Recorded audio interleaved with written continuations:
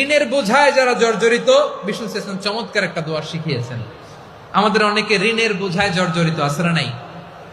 এদিকে কেউ আছেন? থাকলে হাত তোলার দরকার নেই, থাকলে এই দোয়াটা পড়বেন।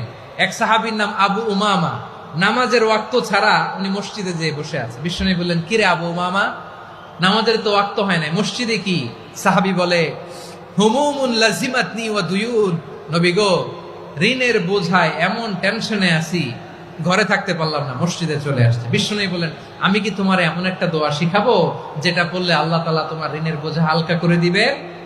আবু উমামা বললেন, ইয়া রাসূলুল্লাহ, অবশ্যই শিখাবেন। বিষ্ণু বললেন, তাহলে তুমি পড়বা, আল্লাহুম্মা ইন্নী আউযু বিকা মিনাল হাম্মি ওয়াল হাযান ওয়া আউযু বিকা মিনাল জুবনি ওয়াল বুখল ওয়া আউযু বিকা মিন গালাবাতিদ দাইনি ওয়া কাহরির রিজাল।